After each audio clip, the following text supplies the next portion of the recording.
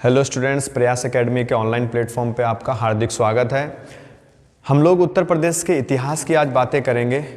जैसे आप लोगों ने भारत का इतिहास पढ़ा है, भारत के इतिहास को 3 भागों में वर्गीकृत किया है और वो 3 भाग कैसे हैं? प्राचीन भारत, मध्यकालीन भारत या फिर आधुनिक भारत।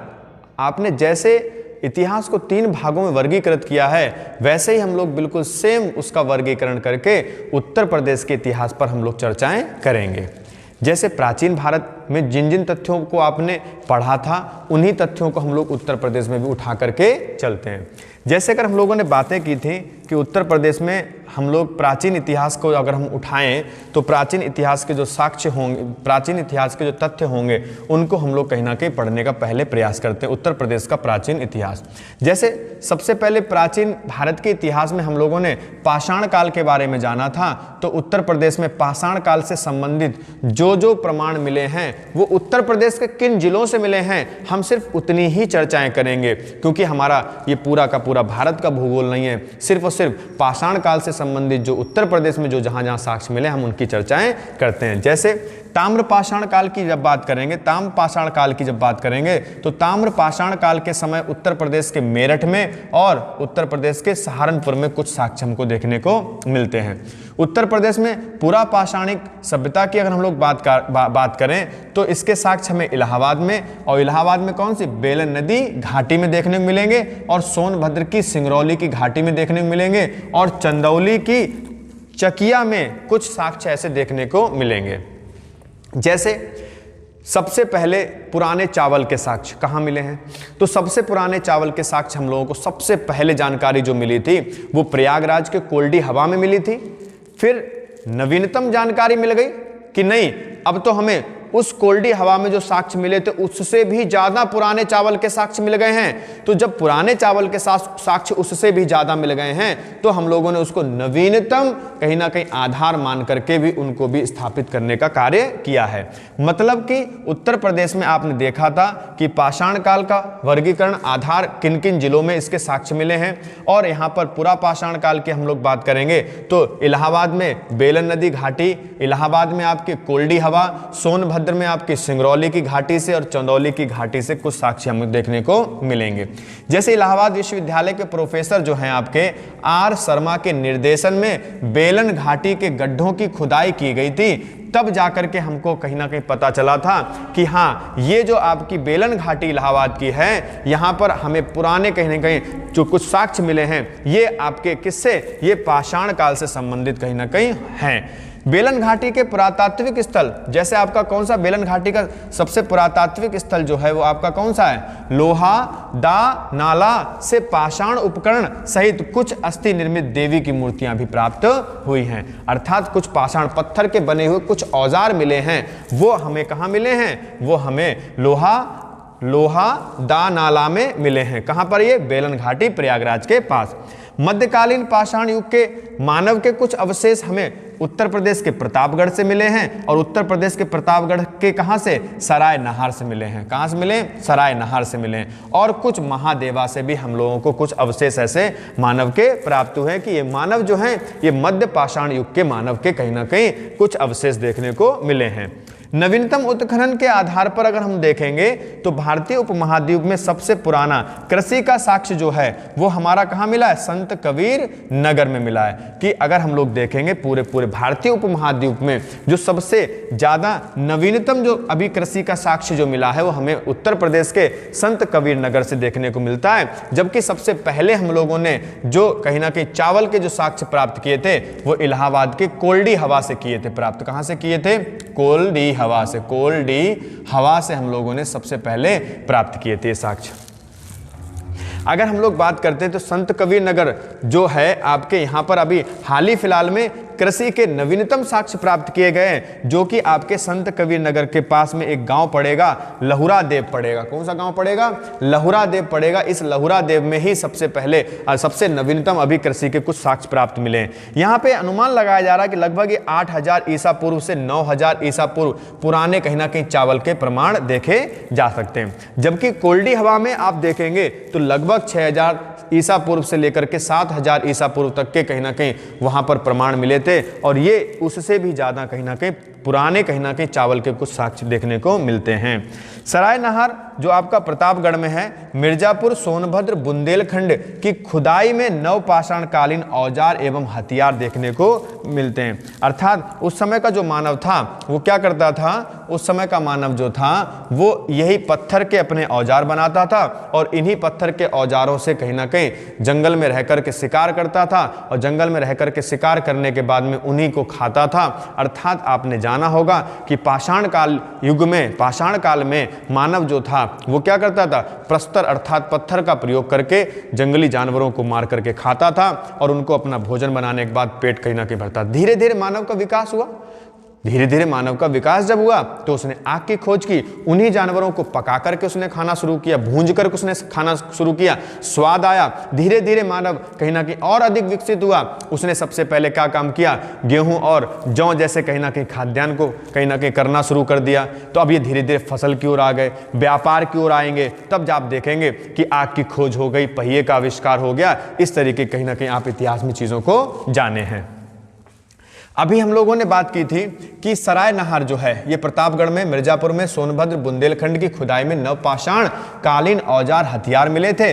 आलमगीरपुर, ये आलमगीरपुर कहाँ है, ये आलमगीरपुर की जब हम लोग बात करेंगे तो संपूर्ण भारत की जब बात करेंगे, जब हम लोग संपूर्ण भारत की बात करेंगे तो सिंधु घाटी सभ्यता के जो साक्ष्यों की जब हम लोग बात करेंगे तो सिंधु घाटी सभ्यता के जो साक्ष्य देखने को मिलेंगे वो आपको कहाँ मिले, उत्तर प्रदेश में मिले। उत्तर प्रदेश में कहाँ पर, उत्तर प्रदेश में आलमगीरपुर, आलमगीरपुर। तो ये आलमगीरपुर जो है ये कहाँ है, ये हमारे उत्तर प्रदेश में है। ये कहाँ पे, हमारा उत्तर प्रदेश में। मतलब कि सैंधव सभ्यता का सबसे पूर्वी बिंदु है ये हमारा आलमगीरपुर। ये सैंधव सभ्यता का सबसे कौन सा बिंदु है, पूर्वी बिंदु है। जबकि सैंधव सभ्यता का सबसे उत्तरी बिंदु जो है ये आपका जम्मू कश्मीर में है। कहाँ पे है, जम्मू कश्मीर में जगह पड़ेगी मांडा। कौन सी जगह पड़ेगी, मांडा पड़ेगी। तो ये हमारा उत्तरी बिंदु है। और ये वर्तमान पाकिस्तान में आपका सैंधव सभ्यता का सबसे पश्चिमी बिंदु है जो कि आपका कौन सा है, बलूचिस्तान, बलूचिस्तान है। तो बलूचिस्तान जो है आपका ये कौन सा है, ये पूर्वी बिंदु है। और सबसे सैंधव सभ्यता का दक्षिणी बिंदु जो आप देखेंगे तो ये आपका कहाँ पड़ेगा, ये महाराष्ट्र में पड़ेगा। कहाँ पड़ेगा, महाराष्ट्र में पड़ेगा। कहाँ पड़ेगा, महाराष्ट्र में। मतलब सैंधव सभ्यता का जो विस्तार है उत्तर, पश्चिम, दक्षिण, पूरब, इस तरीके से आप देखेंगे। सैंधव सभ्यता का उत्तरी बिंदु जम्मू कश्मीर का मांडा है, जबकि पूर्वी बिंदु हमारे उत्तर प्रदेश का आलमगीरपुर है। सैंधव सभ्यता का सबसे पूर्वी बिंदु कौन सा है, उत्तर प्रदेश का आलमगीरपुर है। दक्षिणी बिंदु कौन सा है, महाराष्ट्र। और आपका पश्चिमी बिंदु कौन सा है, बलूचिस्तान है। अगर आपसे जैसे नदियों के बारे में पूछ लेता है तो आपको पता होना चाहिए कि सैंधव सभ्यता का सबसे पूर्वी बिंदु किस नदी के किनारे, तो सैंधव सभ्यता का सबसे पूर्वी बिंदु हिंडन नदी के किनारे। कौन सी नदी के किनारे, हिंडन नदी के किनारे। कौन सी नदी है ये, हिंडन नदी है। अर्थात हिंडन नदी के किनारे आपको देखने को मिलेगा।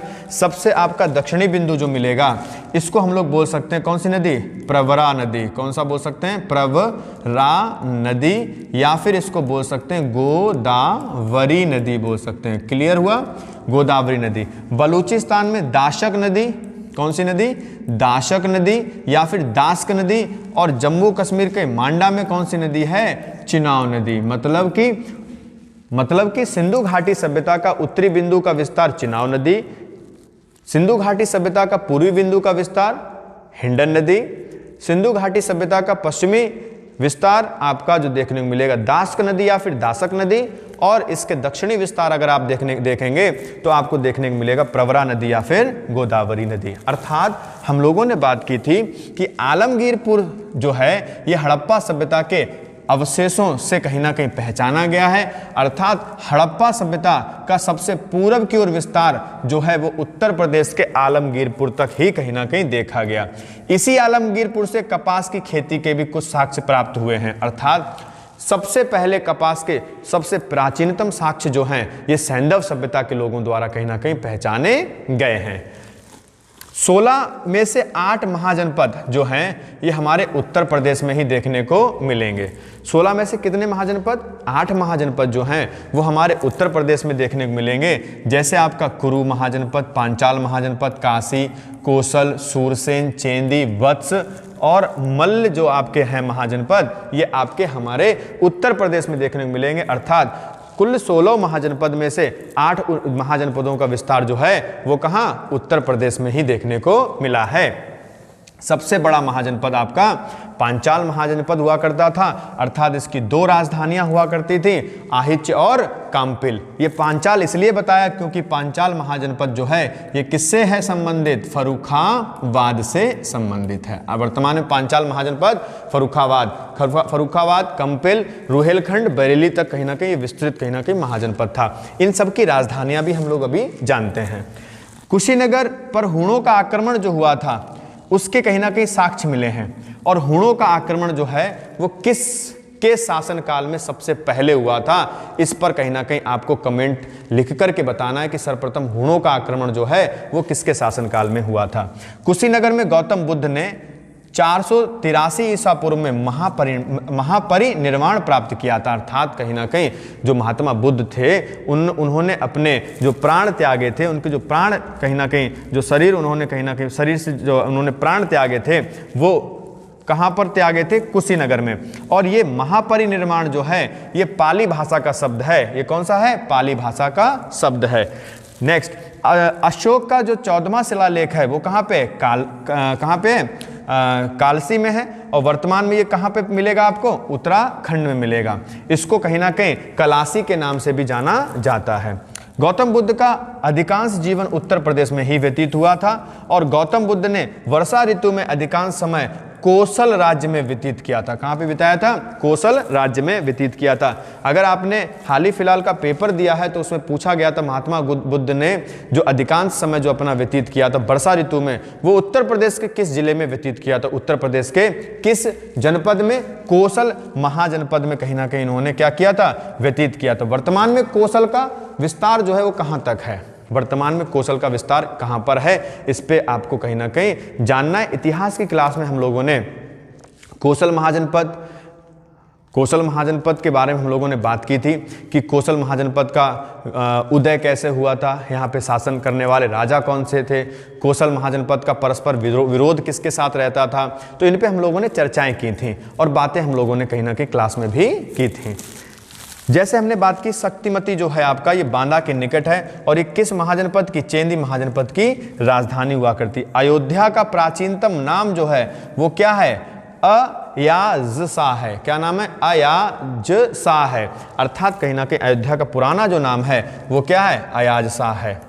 अगर हम लोग बात करेंगे बौद्ध परंपरा के अनुसार, अगर कुछ चीज़ों को देखते हैं तो बौद्ध परंपरा के अनुसार अशोक ने अयोध्या में एक स्तूप बनाया था। अयोध्या में एक बौद्ध परंपराओं के अनुसार जो स्तूप का निर्माण करवाया था, किसने करवाया था, अशोक ने करवाया था। जबकि अशोक ने अपने बहुत सारे शिलालेखों को बनवाया, बहुत सारे गुहा लेखों को भी लिखवाया, बहुत सारे स्तंभ लेखों की भी हम लोगों ने बात की थी।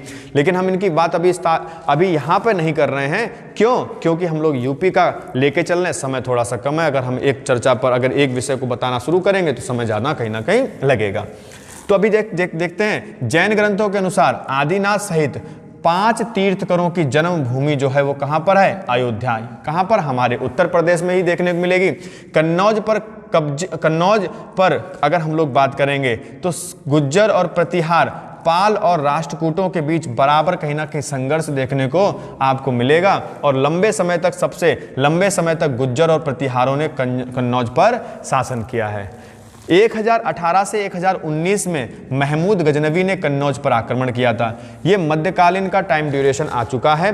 जैसे मैंने बोला था कि कन्नौज पर सबसे पहले आक्रमण जो मध्यकालीन जो विदेशी आक्रांता थे उनमें से सबसे पहले किसने किया था, महमूद गजनवी ने किया था। जबकि भारत आने वाला प्रथम आपका आक्रांता है वो कौन था, मोहम्मद बिन कासिम था। प्रयाग स्तंभ में अशोक की रानी कारोवाकी द्वारा दिए गए दान का उल्लेख है। इसे क्वींस रिकॉर्ड के नाम से भी जाना जाता है। तो क्वींस रिकॉर्ड हमारा उत्तर प्रदेश में कहाँ देखने को मिलेगा, प्रयागराज में मिलेगा। और कहाँ पर ये, प्रयाग स्तंभ में। काशी का सर्वप्रथम उल्लेख अथर्ववेद में मिलता है और महाभारत के अनुसार इस नगर की स्थापना किसने की थी? इस नगर की स्थापना दिवोदास नाम के व्यक्ति ने की थी। काशी महाजनपति की राजधानी जो काशी महाजनपद की राजधानी जो है वो कहाँ पे रखी थी? वो बनाई गई थी, हमारी बनारस बनाई गई थी। इलाहाबाद की अगर हम लोग बात करेंगे, इलाहाबाद में कुमारगुप्त प्रथम के 2 और स्कंदगुप्त का एक शिलालेख देखने को मिलता है। कहाँ पे मिलता है? प्रयागराज में मिलता है। कहाँ पर? गढ़वा नामक स्थान पर मिलता है। गाजीपुर के भीतरी स्तंभ शिलालेख में पुष्यमित्र के युद्ध तथा स्कंदगुप्त के युद्ध का वर्णन देखने को मिलता है। 1194 में मोहम्मद गौरी ने चंदावर के युद्ध में गहरवार नरेश जयचंद को पराजित कर दिया था। किसने कर दिया था? 1194 में। तो देखो 1191 की बात करें, 1191 में एक युद्ध हुआ था। पता है कौन सा युद्ध हुआ था? तराइन का पहला युद्ध हुआ था 1191 में। 1192 में कौन सा युद्ध हुआ था? तराइन का दूसरा युद्ध हुआ था। तो तराइन का जो पहला युद्ध हुआ था वो किसके साथ हुआ था? पृथ्वीराज चौहान और गौरी के मध्य हुआ था। और तराइन के प्रथम युद्ध में पृथ्वीराज चौहान ने गौरी को पराजित कर दिया था। पृथ्वीराज चौहान ने गौरी को पराजित कर दिया था। लेकिन दूसरे तराइन के युद्ध में 1192 में जो युद्ध हुआ था, इस युद्ध में गौरी ने पृथ्वीराज चौहान को पराजित कर दिया था। और फिर जाकर गौरी ने कन्नौज के राजा किसके ऊपर? जयचंद के ऊपर आक्रमण कर दिया था। और इसी युद्ध को हम लोगों ने क्या नाम दिया था? चंदावर का युद्ध नाम दिया। तो चंदावर का युद्ध कहाँ लड़ा गया था? कन्नौज के शासक के साथ। किसने लड़ा था? मोहम्मद गौरी ने। और मोहम्मद गौरी ने इस युद्ध में किसको? इस युद्ध में राजा जयचंद को पराजित कर दिया था। ठीक है, नेक्स्ट 1018 में मोहम्मद गजनवी ने मथुरा के मंदिरों को नष्ट किया था। मथुरा में जो मंदिर बनाए गए थे, ये किसने? ये मंदिर जो बनाए गए थे, इसको सबसे पहले 1018 में मोहम्मद जो आपके महमूद गजनवी आए थे, इन्होंने नष्ट कर दिया था। 1670 ईस्वी में औरंगजेब ने मथुरा के कृष्ण मंदिर को नष्ट किया था। क्यों? क्योंकि वीर सिंह बुंदेला से इनका परस्पर विरोध था और इन्होंने ही क्या किया था? इस मंदिर का निर्माण कराया था। तो वीर सिंह बुंदेला द्वारा बनाए गए मंदिर जो आपके मथुरा में थे, इसको औरंगजेब ने 1670 में कहीं ना कहीं नष्ट कर दिया था। अशोक ने सारनाथ में एक सिंह स्तंभ बनाया था। इस स्तंभ में शेरों को राष्ट्रीय प्रतीक के रूप में अपनाया गया। तो कुल कितने शेर हैं यहाँ पर? कुल कितने शेर हैं? 4 शेर हैं। और इन्हीं 4 शेरों को हम लोगों ने राष्ट्रीय प्रतीक के रूप में अपनाने का काम किया है। क्लियर? अगर हम लोगों ने देखा है तो ये आपका कहीं ना कहीं पूरा टॉपिक जो था वो आपका प्राचीन उत्तर प्रदेश के बारे में हम लोगों ने जानकारियाँ यहाँ पर एकत्र की थी। आगे की देखते हैं, मध्यकालीन इतिहास की बात करते हैं। तो मध्यकालीन इतिहास के जो तथ्य होंगे, तो यहाँ पे आगरा शहर की हम लोग बात करते हैं। आगरा शहर की स्थापना जो हुई थी, ये किसने की थी? तो कहानी आपकी वही है पूरी कि आगरा शहर की स्थापना जो थी वो सर्वप्रथम किसने की थी? सिकंदर लोधी ने की थी। कब की थी? सिकंदर लोधी ने 1504 में आगरा शहर, सिकंदर लोधी ने 1504 में क्या की थी? आगरा की स्थापना की थी। और 1506 में इन्होंने आगरा अपनी राजधानी बनाई थी। किसने? सिकंदर लोधी ने राजधानी बनाई थी। तो राजधानी कब बनाई थी? 1506 में बनाई थी। और 1504 में आगरा की कहीं ना कहीं स्थापना की थी। दिल्ली से राजधानी स्थानांतरित 1506 में कर दी थी और आगरा इन्होंने राजधानी बना ली थी। सिकंदर लोधी के बाद इब्राहिम लोधी ने आगरा की जो गद्दी थी उसका कहीं ना कहीं मान बढ़ाया, गद्दी पर बैठा। और 1526 में पानीपत की पहली लड़ाई जब हुई थी वो किसके साथ हुई थी? बाबर के साथ हुई थी। किसकी हुई थी? इब्राहिम लोधी और किसके साथ? इब्राहिम लोधी और बाबर का कहीं ना कहीं युद्ध हुआ था। और इब्राहिम लोधी और बाबर का जो युद्ध हुआ था तो पानीपत का कौन सा? प्रथम युद्ध कहलाता। तो पानीपत का प्रथम युद्ध 1526 में। और इस पानीपत के प्रथम युद्ध में बाबर ने इब्राहिम लोधी को पराजित कर दिया, क्योंकि बाबर भाई इस समय लेके आया था अपने साथ तोपें लेके आया था। और कहाँ इब्राहिम लोधी की सेना भाला लेके तैयार खड़ी है, तलवारें लेके तैयार खड़ी है। यहाँ पर बाबर जो है ये क्या करता है? ये तोपों को लेकर के आ जाता है। कौन? बाबर जो है तोप लेके आ जाता है। और तोपों को लेके आने के साथ जब युद्ध लड़ता है तो इस युद्ध को बोलते हैं हम लोग पानीपत का प्रथम युद्ध। और इस पानीपत के प्रथम युद्ध में बाबर ने किसको? इब्राहिम लोधी को हरा दिया। अर्थात जब बाबर ने इब्राहिम लोदी को हरा दिया तो यहीं पर कहीं ना कहीं अब मुगल साम्राज्य की स्थापना हो जाती है। जैसे बाबर की एंट्री होगी, बाबर की एंट्री होने के बाद मुगल साम्राज्य की स्थापना हो जाएगी, मुगल साम्राज्य का विस्तार हो जाएगा। मुगल काल में आगरा जो था ये मुगल काल में शिक्षा का सबसे प्रमुख केंद्र के रूप में जाना जाता था। मुगल काल में आगरा के निकटवर्ती क्षेत्र में नील की खेती की जाती थी। जो आगरा के आसपास का क्षेत्र जो है, यहाँ पे कौन सी खेती की जाती है? नील की खेती की जाती है। मुगल इतिहासकार की बात जब करेंगे तो मुगल इतिहासकार ने उत्तर प्रदेश को हिंदुस्तान कहा है। जितने भी आपके मुगल इतिहासकार देखेंगे, इन मुगल इतिहासकारों ने उत्तर प्रदेश को हिंदुस्तान कहकर संबोधित किया है। आगरा का किला जो है किसने बनवाया था? आगरा का किला जो है ये अकबर द्वारा बनवाया गया था। जबकि आगरा में ताजमहल किसने बनवाया? आगरा में ताजमहल किसने बनवाया? आगरा में ताजमहल शाहजहां ने बनवाया। अकबर जो है, इस अकबर द्वारा आगरा में बहुत सारे कहीं ना कहीं स्थापत्य कला का कहीं ना कहीं विकास कराया गया। जैसे आगरा का लाल किला है, कौन सा? आगरा का लाल किला। तो आगरा का लाल किला किसने बनवाया था? आगरा का लाल किला जो है ये अकबर द्वारा बनवाया गया था। ठीक है, इसके पास में जितने भी कहीं ना कहीं, जैसे आप देखेंगे आगरा से थोड़ी दूर 35 किलोमीटर दूर आपको मिलेगा फतेहपुर सीकरी। तो फतेहपुर सीकरी में भी बहुत सारी कहीं ना कहीं स्थापत्य कलाएं हैं, इन पे अभी हम लोग बात करते हैं। जैसे नूरजहां ने आगरा में अपने पिता इत्माद-दौला की कब्र बनवा रखी है। किसने बनवा रखी है? आगरा में इत्माद-दौला की कब्र कहाँ पे है? आगरा में। किसने बनवाया इसको? नूरजहां ने बनवाया। आगरा का जो ताजमहल है ये किसने बनवाया? आगरा का ताजमहल शाहजहां ने बनवाया। जबकि आगरा में मोती मस्जिद का निर्माण भी किसने करवाया? शाहजहां ने ही करवाया है। आगरा के दीवाने आम दीवाने खास का जो निर्माण करवाया गया, ये आगरा के किले में है। तो दीवाने आम और दीवाने खास की अगर हम लोग बात करेंगे तो इसका भी निर्माण किसने करवाया है? इसका निर्माण भी आप देखेंगे तो शाहजहां ने करवाया है। अर्थात कहीं ना कहीं आप इनकी कहीं ना कहीं स्थितियों को आप समझते रहना कि कहाँ कहाँ पर क्या क्या चीज़ें आ रही हैं। जैसे अगर हम लोगों ने बातें की हैं और बातें जो की हैं उन बातों को थोड़ा सा ध्यान देंगे और देखने का प्रयास करेंगे कि जैसे अगर हम लोगों ने चीज़ें देखी थी कि मध्यकालीन इतिहास में आप देखेंगे कि 12वीं शताब्दी के अंत तक कुतुबुद्दीन ऐबक ने कालपी, अर्थात कालपी कहाँ? जालौन जिला के आसपास कालपी पर कब्जा कर लिया। तो कुतुबुद्दीन ऐबक ये जो था ये किसका गुलाम था? कुतुबुद्दीन ऐबक जो है मोहम्मद गौरी का गुलाम था। गौरी के मृत्यु के बाद दिल्ली पर शासन करने वाला शासक जो है वो कौन है? कुतुबुद्दीन ऐबक है। और कुतुबुद्दीन ऐबक का भी एक गुलाम था, क्या नाम है उसका? कुतुबुद्दीन ऐबक का गुलाम जो था वो कौन था? इल्तुतमिश। अर्थात इल्तुतमिश को हम लोग गुलामों का गुलाम कहते हैं। ठीक है, तो सल्तनत, जब दिल्ली सल्तनत का विस्तार इन्होंने कालपी तक, जालौन तक कर लिया है तो भाई सीधी सी बात, दिल्ली का विस्तार बहुत दूर दूर तक हो गया है। अकबर के जो नवरत्न हैं, एक तो आपका बीरबल है और दोनों टोडरमल है। अकबर के जो नवरत्न हैं बीरबल और जो आपके टोडरमल हैं, ये दोनों के दोनों हमारे उत्तर प्रदेश से ही संबंधित थे। बीरबल जो थे ये कालपी के रहने वाले थे। कहाँ के रहने वाले थे? कालपी के रहने वाले थे। और जो आपके टोडरमल हैं ये कहाँ के रहने वाले थे? तो ये आपके सीतापुर के रहने वाले थे। ये कहाँ के रहने वाले थे? सीतापुर के रहने वाले थे, उत्तर प्रदेश के ही हैं। ठीक है, बीरबल कालपी के, जहां बीरबल के रंग महल हैं तो कहां पर हैं? कालपी में आपको क्या देखने को मिलेगा? रंग महल देखने को मिलेगा। और मुगलों की टकसाल के साक्ष्य मिले हैं। जो मुगल शासक हुआ करते थे ये सिक्के वगैरह जो छापा करते थे वो यहीं पर कहीं ना कहीं छापा करते थे। कहां पर? कालपी में। जौनपुर की स्थापना किसने की थी? फिरोज शाह तुगलक ने की थी। किसने की थी? फिरोज शाह तुगलक ने।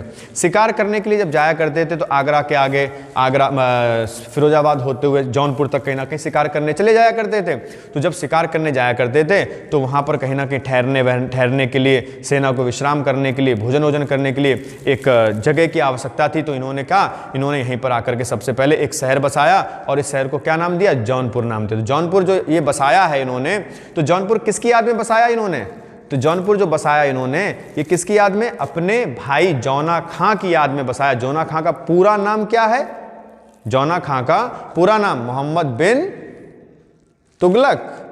तो वो आप कमेंट में बताइए कि जौन खां का पूरा नाम क्या है। अर्थात जौनपुर की स्थापना जो है वो किसने की? फिरोज शाह तुगलक ने की थी। फिरोज शाह तुगलक ने जौनपुर की स्थापना की। फिरोज शाह तुगलक ने फिरोजाबाद की भी स्थापना की है। तो फिरोजाबाद की स्थापना किसने की है? फिरोज शाह तुगलक ने की है। तो ध्यान रखना, यहीं पर जौनपुर में आप देखेंगे कि सबसे अधिक लंबा जो शासन किया वो किसने किया? सरकी वंश के शासकों ने कहीं ना कहीं जौनपुर में सर्वाधिक लंबे समय तक शासन किया है। इसलिए जौनपुर को सिराज हिंद के नाम से इसको जाना जाता है, या इसको पूर्व का सिराज भी कहते हैं। इसको क्या कहते हैं? पूर्व का सिराज कहकर भी इसको संबोधित किया जाता है। किसको? जौनपुर को किया जाता है। जौनपुर में भारत की सबसे पहली कहीं ना कहीं सरकी शैली का विस्तार हुआ है। किस शैली का विस्तार हुआ? सरकी शैली का विस्तार जो है ये कहाँ हुआ है? जौनपुर में हुआ है। तो जौनपुर में हमारे सरकी शैली का विस्तार हुआ है। और भारत में सबसे पहली सरकी शैली से निर्मित मस्जिद कौन सी है? अटाला मस्जिद है। कौन सी मस्जिद है? अटाला मस्जिद जो है वो कहाँ पर है? जौनपुर में। किस शैली से निर्मित है? सरकी शैली से निर्मित आपकी मस्जिद है। ओरछा शासक जो बीर सिंह बुंदेला जो थे, इन्होंने क्या काम किया? तो 1613 में झांसी, कहीं ना कहीं झांसी शहर का क्या करवाया था? निर्माण कार्य करवाया था। गंगाधर राय की पत्नी झांसी की रानी लक्ष्मीबाई के स्वतंत्र राज्य की कहीं ना कहीं स्वतंत्र, ये आपकी झांसी जो राज्य है इस राज्य की स्वतंत्र शासिका थी, जिन्होंने 1857 के स्वतंत्रता संग्राम में क्या किया था? अंग्रेजों से लड़ते लड़ते मृत्यु को प्राप्त हो गई थी। तो 1857 के विद्रोह का नेतृत्व झांसी से किसने किया था? वास्तविक रूप से झांसी से इसका नेतृत्व किसने किया था? तो देखा होगा आपने कहानी जब हम लोगों ने बातें की थी तो हमने आपको बताया था 1857 के विद्रोह में झांसी से इसका नेतृत्व किसने किया था? रानी लक्ष्मीबाई ने। लेकिन रानी लक्ष्मीबाई की हमशक्ल कौन थी? झलकारी बाई। वही तो वीरगति को प्राप्त हो गई थी। लेकिन रानी लक्ष्मीबाई कहीं ना कहीं लाहौर नाले के पास जो 1857 के विद्रोह का दमन करने अंग्रेज अधिकारी आया था, क्या नाम था उसका? नाम ह्यूरोज। तो ह्यूरोज के साथ कहीं ना कहीं युद्ध लड़ते लड़ते लोहार नाले के पास क्या हो गई थी? शहीद हो गई थी वो। रानी लक्ष्मीबाई का महल जो है, महादेव मंदिर और मेहंदी बाग, ये सब झांसी में। रानी लक्ष्मीबाई महल कहाँ पे है? झांसी में। महादेव मंदिर कहाँ है? झांसी में। और मेहंदी बाग भी कहाँ है? ये सब झांसी में। शेख सलीम चिश्ती के कारण अकबर फतेहपुर सीकरी को पवित्र भूमि मानता था। अकबर का मानना था कि जो अकबर को पुत्र रत्न की प्राप्ति हुई है, अर्थात अकबर का बेटा कौन? अकबर का बेटा जहांगीर। तो अकबर को जो पुत्र रत्न की प्राप्ति हुई है ये आपके शेख सलीम चिश्ती के आशीर्वाद से ही हुई है। इसलिए शेख सलीम चिश्ती जो रहने वाले कहाँ के थे? वो शेख सलीम चिश्ती रहने वाले थे फतेहपुर सीकरी के। तो फतेहपुर सीकरी के जब शेख सलीम चिश्ती रहने वाले थे तो इसने क्या काम किया? इसने फतेहपुर सीकरी को कहीं ना कहीं क्या, इसका सबसे ज्यादा पुनरुद्धार जो करने का काम किया फतेहपुर सीकरी का, वो किसने किया है? अकबर ने किया है। क्यों? अकबर जो है ये फतेहपुर सीकरी को पवित्र भूमि के रूप में इसको पहचानता था, जानता था और इसका पुनरुद्धार करना चाहता था। 1573 से 1588 तक यह मुगल साम्राज्य की राजधानी रही है। कौन? फतेहपुर सीकरी। शाहजहां ने मुगल राजधानी को आगरा से दिल्ली स्थानांतरित कर दिया था। कहां स्थानांतरित कर दिया शाहजहां ने? आगरा से कहां पहुंचा दिया? दिल्ली। जबकि आपको मैंने बताया था कि लोधी वंश के किस शासक ने दिल्ली से राजधानी आगरा बनाई थी? इसको आप बताओ। लखनऊ के आखिरी जो नवाब थे वो कौन थे? वाजिद अली शाह थे, जिन्होंने 1856 में लॉर्ड डलहौजी, जो कि आप 1856 में लॉर्ड डलहौजी ने अंग्रेजों द्वारा इनको क्या, इन पर एक आरोप लगा दिया था। लॉर्ड डलहौजी ने क्या काम किया था? जो लखनऊ के नवाब थे, लखनऊ के नवाब कौन? वाजिद अली। तो वाजिद अली के ऊपर एक कुशासन का आरोप लगा दिया था और 1856 की जब हम बात कर रहे हैं, इस 1856 में इन पर कुशासन का आरोप लगा करके इनको कहीं ना कहीं नजरबंद कर दिया था और इसका विलय ब्रिटिश साम्राज्य में करवा लिया था। कब? किसने? लॉर्ड डलहौजी ने। क्लियर हुआ? और इन्होंने क्या काम किया था? लॉर्ड डलहौजी ने नवाब वाजिद अली को पद से हटा दिया था और नजरबंद कर दिया था। 1857 की क्रांति में जब इनकी पत्नी बेगम हजरत महल अपना योगदान देंगी तो कारण यही होगा कि इस लखनऊ का जबरन ब्रिटिश साम्राज्य में विलय करना और नवाब वाजिद अली को नजरबंद करना। मुगल सम्राट अकबर ने अपना मकबरा, मुगल सम्राट जो आपके अकबर हैं, इन्होंने अपना मकबरा कहाँ पर? सिकंदरा में बनवाया, ठीक है ना। और आगरा का एक उपनगर बनवाया, अर्थात सिकंदरा जो है ये क्या है? ये आगरा का एक उपनगर है, जिसे बाद में किसने? जिसे बाद में सम्राट जहांगीर ने 1613 में पूरा इसका निर्माण कार्य करवाया था। तो देखो अकबर की मृत्यु जब हो रही थी, अकबर की मृत्यु के समय इसने अपना मकबरा जो है वो कहाँ बनवाया है, सिकंदरा में। और जब सिकंदरा में इसने अपना मकबरा बनवा लिया था, तो अब मकबरा बनवा लिया तो मकबरा का निर्माण कार्य बाद में किसने पूरा करवाया, अकबर के पुत्र जहांगीर ने इसको पूरा करवाया। कब करवाया, 1613 में। अटाला मस्जिद मैंने अभी बताइए कहाँ पर है, जौनपुर में। जामा मस्जिद, जामी मस्जिद या जामी मस्जिद या बारी मस्जिद या फिर लाल दरवाजा जो बनाया है, लाल दरवाजा कहाँ पे है, ये जौनपुर में। किसने बनवाया, सरकी वंश के शासकों द्वारा कहीं ना कहीं इसको बनाया गया। ये सब चीजें कहाँ पे देखने को मिलेंगी आपको, ये सारी चीजें मिलेंगी आपको जौनपुर में देखने को मिलेंगी। ठीक है, जौनपुर की अटाला मस्जिद और झंगरी मस्जिद का निर्माण इब्राहिम शाह सरकी ने करवाया था। जौनपुर की आपकी अटाला मस्जिद है और झंगरी मस्जिद है, इसका निर्माण किसने करवाया था, इब्राहिम शाह सरकी ने करवाया था। जबकि बदायूं की जामा मस्जिद का निर्माण किसने करवाया था, इल्तुतमिश ने करवाया था। 1707 में औरंगजेब की मृत्यु जब हो गई थी, तब कहीं ना कहीं यहाँ पर धीरे धीरे मध्यकालीन इतिहास में जब हम पहुंचे थे, तो यहाँ पर आप देखेंगे 1757 में प्लासी का युद्ध हुआ था और फिर 1764 में बक्सर का युद्ध होगा। और 1764 में जब बक्सर का युद्ध होगा तो यहाँ पर आप देखेंगे कि किस प्रकार से ब्रिटिश कंपनी की स्थापना हो चुकी है और ब्रिटिश ईस्ट इंडिया कंपनी जब स्थापना हो चुकी है, तो यही पड़ाव आपका हमारे उत्तर प्रदेश का मध्यकालीन इतिहास को पार करता हुआ आधुनिक भारत में पहुंच जाएगा। तो हम लोग अगली वीडियो में जानेंगे कि किस प्रकार से आधुनिक भारत के जो जो आपके तथ्य आपके उत्तर प्रदेश से मिलेंगे, हम उनको लेके आएंगे। जैसे आपके 1857 के विद्रोह, उत्तर प्रदेश में 1857 के विद्रोह के आपके केंद्र कौन कौन से थे, उत्तर प्रदेश में 1857 के विद्रोह के जो आधार होंगे उनको हम लोग लेके चलेंगे। फिर धीरे धीरे हम लोग कहीं ना कहीं जब मॉडर्न हिस्ट्री में पहुंचेंगे, तो हम आधुनिक भारत में उत्तर प्रदेश के जुड़े हुए जितने भी तथ्य होंगे उनको लेके आएंगे। इतना ठीक है।